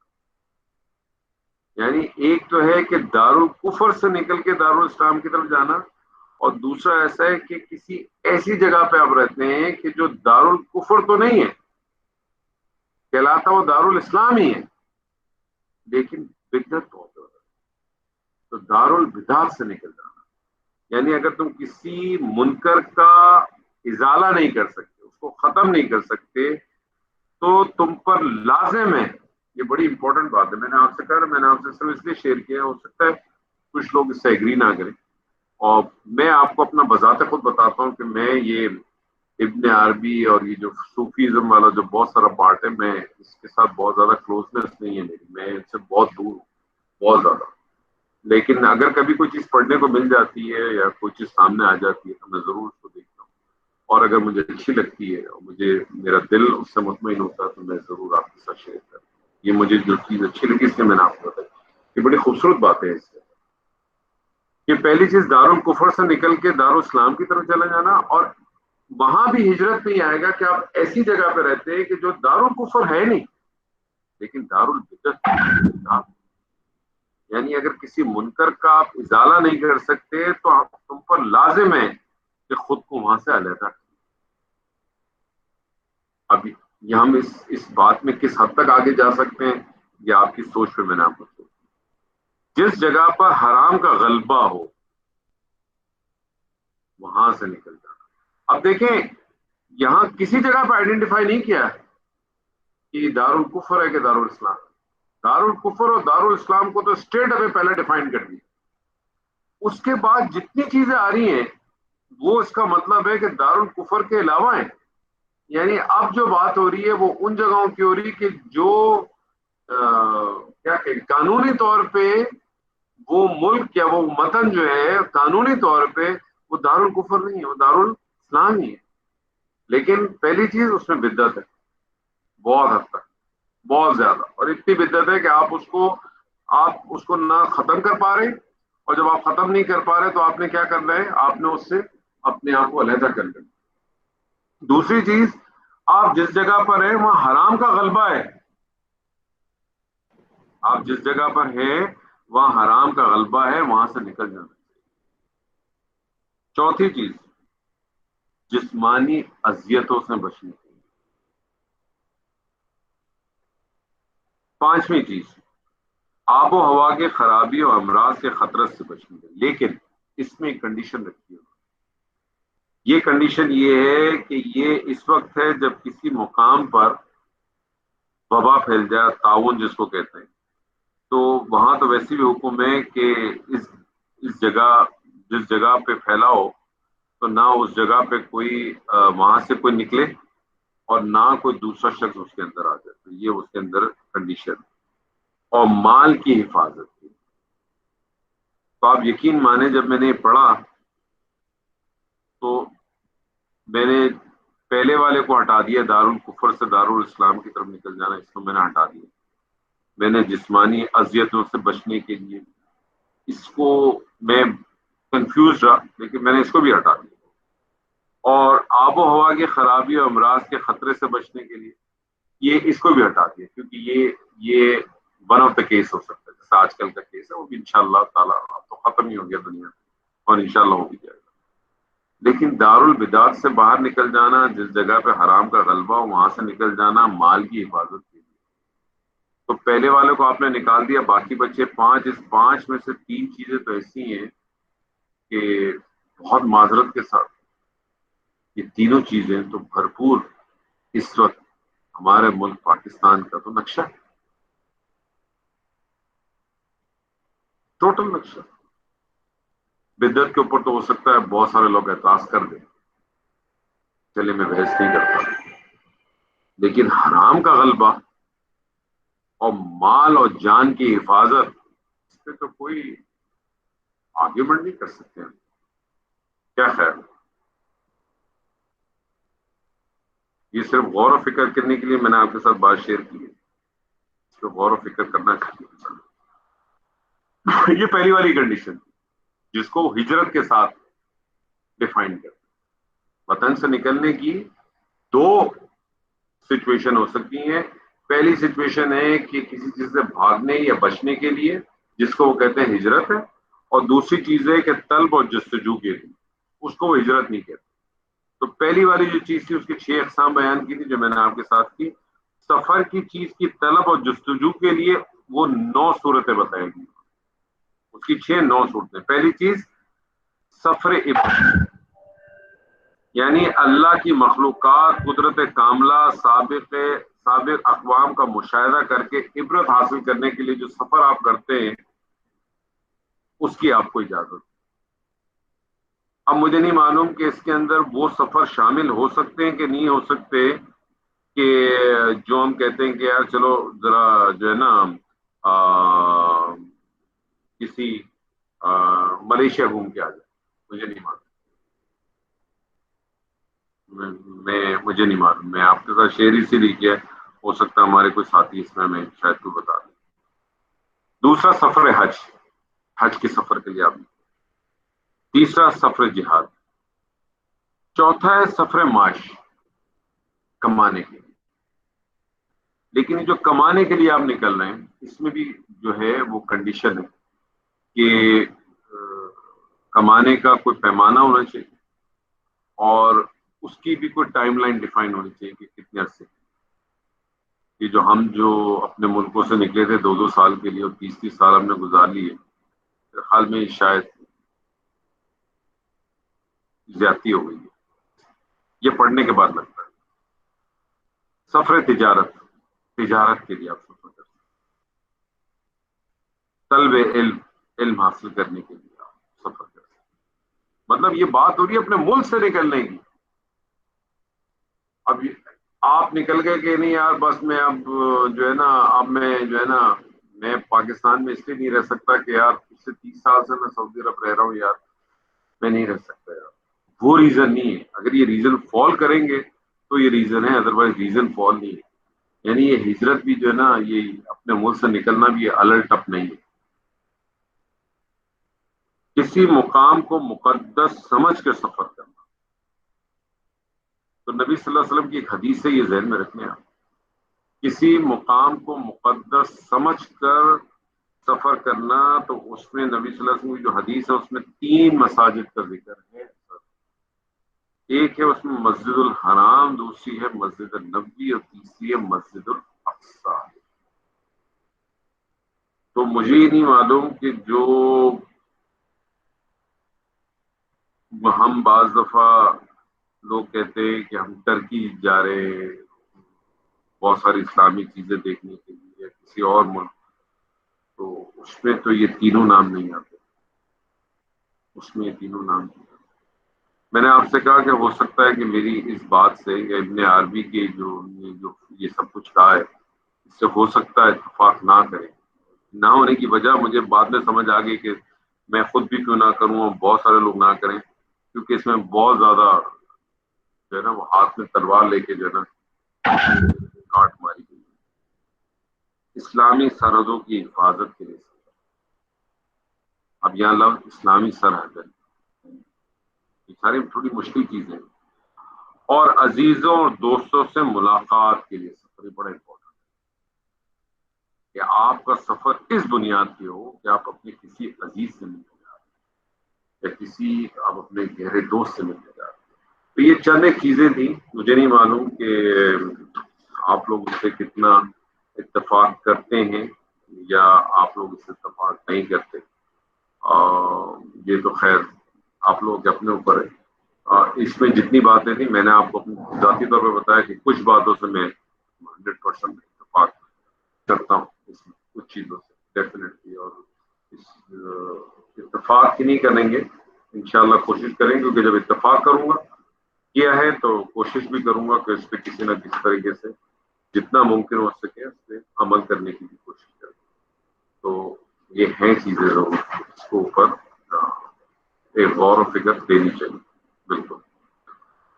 الذین صبروا علی ربہم یتوکلون، وہ جنہوں نے دامن صبر نہ چھوڑا اور اپنے پالنے والے ہی پہ بھروسہ کرتے رہے. یہ پہلی والی ہجرت والی سے ہی ریلیٹڈ بات ہے. وما ارسلنا من قبلك الا رجالا نوحي اليهم فاسالوا اهل الذكر ان كنتم لا تعلمون بالبينات والزبر وأنزلنا إليك الذكر لتبين للناس ما نزل إليهم ولعلهم يتفكرون. آپ سے پہلے بھی ہم انسانوں کو ہی بھیجتے رہے جن کی جانب وحی اتارا کرتے تھے. بس اگر تم نے نہیں جانتے تو اہل علم سے دریافت کر لو. دلیل اور کتابوں کے ساتھ یہ ذکر ہم نے آپ کی طرف اتارا ہے کہ لوگوں کی جانب جو نازل فرمایا گیا آپ اسے کھول کھول کر بیان کر دیں، شاید کہ وہ غور و فکر کریں. یہ بھی مشرکوں کے جو ہے نا ایک اعتراض کا جواب ہے. یعنی یہاں صرف تاریخی پہلو کے لحاظ سے جواب نہیں دیا گیا کہ آپ صلی اللہ علیہ وسلم سے پہلے بھی جتنے انبیاء آئے ہیں وہ سب انسان کے مرد ہوا کرتے تھے. یہ مطلب یہاں بھی اللہ تعالیٰ نے یہاں بھی ایک چیز کو اس طرح سے بتایا. اور اللہ تعالیٰ یہاں کہتا ہے کہ اگر کوئی مزید شک ہو تو اہل علم سے پوچھ لو جو سابق انبیاء اور ان کے حالات سے باخبر ہے. اب یہاں جو سوال آتا ہے یہ اہل ذکر کون ہو سکتا ہے؟ اس آیت میں اللہ تعالیٰ نے قرآن کا لفظ نہیں بلکہ ذکر کا لفظ استعمال کیا ہے. فرمایا یعنی ذکر میں اللہ کی کتاب کے علاوہ بصیرت بھی شامل. تو اصول فقہ کے جو علماء ہیں وہ اس بات پر اتفاق کرتے ہیں کہ کسی مسئلے کی شرعی حیثیت معلوم کرنے کے لیے سب سے پہلے اللہ کی کتاب کی طرف رجوع کیا جائے. یعنی جو اصول فقہ کے علماء ہیں وہ اس بات پر اتفاق کرتے ہیں کہ کسی بھی مسئلے کی شرعی حیثیت معلوم کرنے کے لیے سب سے پہلے اللہ کی کتاب کی طرف رجوع کیا جائے گا، اور اگر وہ وہاں سے نہ ملے تو سنت رسول کی طرف رجوع کیا جائے گا. اور اگر وہ وہاں بھی نہ ملے تو جو صحابہ کا اجماع ہے اس سے معلوم کیا جائے. اور یہ مسئلہ اگر ایسا کوئی مسئلہ ہے جو ماں بعد کے دور کے بعد اس زمانے میں وہ مسئلہ ایسا آیا ہی نہیں یا اٹھایا ہی نہیں, تو پھر اس میں اجتہاد کی ضرورت ہوتی. اور یہ اجتہاد بھی سارے لوگ نہیں کر سکتے. ایسا نہیں ہے کہ وہ اجتہاد میں نے یہاں بیٹھے بیٹھے کر لیا, یا آپ میں سے کسی صاحب نے کہا کہ یار میرے خیال میں ایسا ہونا چاہیے, اجتہاد ہو گیا. نہیں, بلکہ اس کے لیے جو شریعت کی جو علوم ہوتے ہیں اور اس کے جو ماہر ہوتے ہیں, مطلب آپ یہ سمجھ لیں کہ یہاں میں کہتا ہوں کہ آپ کو ایک علماء کا لیول چاہیے, ان کی بات ہے. لیکن تو یہاں تک تو بات بالکل صحیح ہے کہ کوئی واضح ہو گئی, کوئی مسئلہ نہیں. لیکن اس کے اندر جو ایک مسئلہ آیا اس اہل ذکر کے اوپر, وہ ایک مسئلہ کیا آیا ہے وہ میں آپ کے ساتھ تھوڑی سی بات کرنا چاہتا ہوں. اور یہ بات بھی میری اپنی ہے, مطلب آپ اس کو چاہیں تو آپ اس کو ایکسپٹ کریں, اور اگر آپ چاہیں تو آپ اس بات کو ریجیکٹ کریں, اس میں کوئی وہ نہیں. یہ جو یہاں سے ایک بحث شروع ہو جاتی ہے تقلید کرنے والی, یعنی تقلید کو کچھ لوگوں نے اس آیت سے تقلید کو جو ہے وہ شرعی حجت ثابت کرنے کے لیے اس آیت سے استدلال فرمایا, اور وہ یہ کہتے ہیں کہ تقلید جو ہے نا وہ ایک شرعی ضرورت ہے. بات سمجھ رہے ہیں؟ کیونکہ پیچھے میں نے آپ سلسلے کو جوڑے نا, کہ اللہ کی کتاب سے نہ ملے تو سنت سے نہ ملے تو پھر جو ہے وہ اجماع سے نہ ملے تو اجتہاد, اور اجتہاد تو پھر یہ آٹومیٹکلی ہوگا. تو وہ اس سلسلے کو اگر آپ جوڑیں تو وہ انہوں نے کہا کہ تقلید جو ہے نا شرعی ضرورت ہے. اگر یہ معاملہ یہیں تک بھی رہتا, اگر معاملہ یہیں تک بھی رہتا تو بھی کوئی مسئلہ نہیں. مطلب آپ کہتے ہیں نا کہ بھائی تقلید آپ کریں, کوئی مسئلہ نہیں تھا. اگر معاملہ یہیں تک رہتا تو پھر نہ اس میں کوئی اختلاف کی گنجائش تھی, نہ کوئی تنازع تھا, کوئی مسئلہ نہیں تھا. یہاں بھی کوئی مسئلہ نہیں تھا. مسئلہ کب ہوتا ہے؟ جب کسی شخص کو کسی خاص امام مجتہد کا مقلد بننے کا یا رہنے کا پابند کیا جاتا ہے. مطلب آپ سے یہ کہا جاتا ہے, آپ کو میں نے اس سے پہلے بھی ذکر کیا تھا کہ آپ پاکستان ہو, کہیں بھی ہو, میں پاکستانی کی مثال دوں گا, پاکستان کے لوگ ہیں, پاکستان کے لوگوں کو سنتے ہیں, پڑھتے ہیں, دیکھتے ہیں. آپ کسی بھی امام کو, آپ کسی بھی عالم کو آج بٹھا لیں, وہ تمام کے تمام آپ سے یہی کہیں گے کہ چاروں فقی امام اپنی جگہ بالکل صحیح ہیں, سب صحیح. لیکن وہ ساتھ ساتھ آپ سے کیا کہیں گے کہ آپ نے کسی ایک کو پکڑنا پڑے گا. جب میرا سوال یہ ہے کہ جب وہ چاروں صحیح ہیں تو آپ کیوں کہتے ہیں کسی ایک کو پکڑنا پڑے گا؟ یہ میرا سوال ہے. میں یہاں یہ سوال جو ہے نا ایک طالب علم ہونے کے ناطے سے کرتا ہوں کہ جب کوئی آپ کو کوئی عالم پاکستان کا اگر یہ کہہ دے کہ چاروں صحیح نہیں, حالانکہ ہیں تو 8, لیکن 4 کی بات ہی ہم کرتے ہیں, ہمارے زبانوں میں بھی 4 ہی ہے. اگر کوئی کہہ دے یہ آپ کو بات, کوئی اگر کہہ دے, کوئی نہیں کہے گا, لیکن آپ سے کہیں گے مانیں گے آپ کسی ایک. اب ہوتا کیا ہے, جو ڈینجرس پارٹ ہے وہ دوسرا ہے. پہلی چیز تو آپ نے کیا کیا کہ جب آپ نے کسی کو شخص کو کہہ دیا کہ کسی خاص امام کے ساتھ مقلد بننے کا پابند کیا جانا, پھر ہوتا کیا ہے, پھر ان میں گروہی تعصب پیدا ہو جاتا ہے, اور ہر آدمی کو اپنے امام کے قول اور اپنے امام کے جو فعل ہے وہ سب سے بہتر اور سب سے افضل نظر آنے شروع ہو جاتے ہیں. تبھی تو وہ دوسروں کے لیے منع کرتا ہے. اور اگر کوئی بھی عالم آ کے آپ سے یہ کہتا ہے, جب وہ یہ کہتا ہے کہ چاروں جو چار, جن کو ہم چار اس پہ کہتے ہیں کہ 4 بڑے امام ہیں, وہ چاروں کے بارے میں کہتا ہے صحیح ہے, لیکن جو عالم اگر کسی ایک پرٹیکولر امام کا ماننے والا ہو, وہ خود کسی دوسرے امام کے ساتھ بالکل نہیں اپنے آپ کو اٹیچ کر لیتا جب چاروں صحیح ہے. پھر اس کے اگینسٹ میں دلائل کیسے دیتا ہے, کیوں دیتا ہے, اور کیسے دے سکتا ہے؟ اگر میں آپ سے کہوں کہ ABCD یہ چاروں صحیح چیزیں, اور پھر مجھے ایک آدمی کہے کہ یار میں تو پھر سی کے گھر جاؤں گا یا میں سی کے ساتھ ملوں گا, تو میں آپ سے کہوں گا نہیں سی تو یار یہ کام بھی کرتا ہے جو اے نہیں کرتے، ہم تو اے والے. تو اس کے بعد جو ڈینجرس پارٹ ہے نا، جو میں نے ابھی تک پڑھا ہے اور دیکھا ہے، اور میں نے دیکھا بھی ہے اور پڑھا بھی ہے، میرے پاس اس کی بہت ساری چیزیں دیکھا ہے. اس میں پھر کیا ہوتا ہے کہ اپنے ایمان کے قول کو قرآن اور حدیث کے معاملے میں بھی یا تو ترجیح دینے کی کوشش کی جاتی ہے، یا پھر حدیث کی اور قرآن کی تعویل اس طرح سے کرنا شروع کی جاتی ہے کہ اپنی بات کو کسی نہ کسی طرح سے اس پیمانے میں کہیں نہ کہیں سے جوڑنے کی اور اس قول کو ثابت کرنے کی کوشش کی جاتی ہے. اور اسی کا نام جو ہے نا اندھی تقلید. یعنی اسی لیے جو شخصی تقلید ہے نا، وہ اس کو کسی بھی طریقے سے وہ اچھی اچھا اس کا وہ نہیں ہے. اس کے لیے کیا لفظ استعمال ہوتا ہے، مستحسن کہتے ہیں، کچھ کہتے ہیں کہ قرار نہیں دیا جائے. یعنی کسی شخص کو ایک خاص امام کی تقلید کا پابند کرنا یہ کوئی مناسب فعل ہے.